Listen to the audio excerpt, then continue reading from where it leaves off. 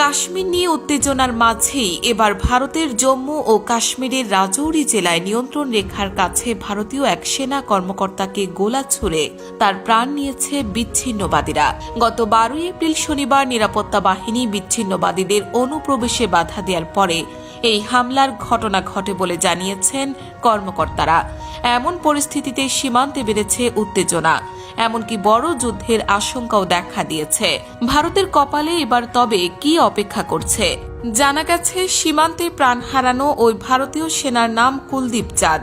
তিনি লাইন পাঞ্জাব রেজিমেন্টে junior commissioned officer হিসেবে সংযুক্ত ছিলেন বলে জানিয়েছে সেনাবাহিনীর জম্মু ভিত্তিক হোয়াইট নাইট কর্পস।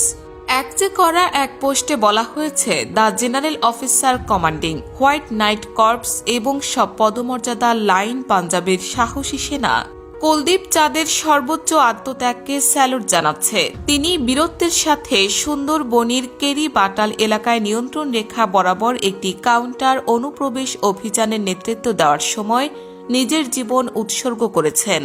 এর আগে সরকারি সূত্রের বরাতে ভারতীয় বার্তা সংস্থা ANI জানায়, ভারতীয় সেনাবাহিনী জানিয়েছে জম্মু ও কাশ্মীরের কিশতওয়াড় জেলার একটি তুষার আবদ্ধ এলাকায় অভিযানের সময় 3 জনের প্রাণ যায়।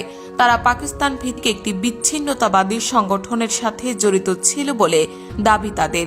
এদের মধ্যে একজন শীর্ষ কমান্ডারও অন্তর্ভুক্ত ছিল বলে জানিয়েছে ভারত। বেশ কয়েক মাস ধরেই ভারতের জম্মু কাশ্মীরে বাড়ছে উত্তেজনা। দিন দিন তা যেন চূড়ান্ত রূপ নিচ্ছে।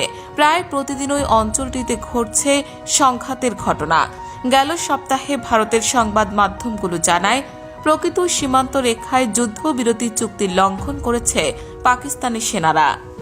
ভারতীয় সংবাদ মাধ্যম হিন্দুস্তান টাইমসের প্রতিবেদনে বলা হয়েছে, ভারত নিয়ন্ত্রিত জম্মু কাশ্মীরের পুঞ্চ জেলায় গত 1 এপ্রিল পাকিস্তান সেনাবাহিনী অতর্কিতভাবে অনুপ্রবেশ করে। ভারতীয় সেনাবাহিনীর কৃষ্ণঘাটি ব্রিগেডের নঙ্গি টেকরি ব্যাটালিয়ন এই অপ্রত্যাশিত হামলার জবাব দিয়েছে বলে সংশ্লিষ্ট এক কর্মকর্তা জানিয়েছেন। এই ঘটনা এমন একটি সময়ে ঘটে যখন কাঠুয়ার পাঞ্জতীর্থী এলাকায় বিচ্ছিন্নতাবাদীদের সঙ্গে সংঘর্ষের ঘটনার পর ভারতীয় নিরাপত্তা বাহিনী আগে থেকেই অভিযান জোরদার করেছে। গত 31 মার্চ রাতে সন্দেহজনক গতিবিধি লক্ষ্য করার পর ভারতীয় সেনাবাহিনী, জম্মু ও কাশ্মীর পুলিশ এবং সেন্ট্রাল রিজার্ভ পুলিশ ফোর্সের যৌথ উদ্যোগে ওই এলাকায় একটি অভিযান শুরু হয়। এর ফলে 1 এপ্রিল ভোর রাতে নতুন করে সংঘর্ষের সূত্রপাত হয়। সংঘর্ষের পর নিরাপত্তা বাহিনী অনুসন্ধান ও ধ্বংস অভিযান শুরু করে। গোয়েন্দা তথ্যের ভিত্তিতে ওই অঞ্চলে নজরদারি ও ফাঁদ পাতা হয়েছে এবং অভিযান এখনও চলমান। কর্তৃপক্ষ এলাকায় উচ্চ সতর্কতা জারি রেখেছে এবং পরিস্থিতি নিবিড়ভাবে পর্যবেক্ষণ করছে।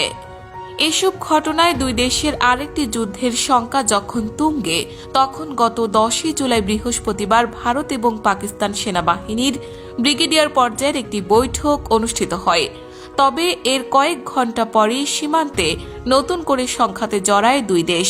লাইফ অব কন্ট্রোলে সংঘর্ষ বন্ধে 2003 সালে একমত হয়েছিল নয়াদিল্লি এবং ইসলামাবাদ। 2021 সালে সেই চুক্তি আবারও নবায়ন করা হয়। তবে চলতি বছরের শুরু থেকে একের পর এক উত্তেজনা এবং সহিংসতায় দুই দেশের আবারও বড় সংঘাতের দিকে যাচ্ছে বলে মত দিচ্ছেন বিশেষজ্ঞরা।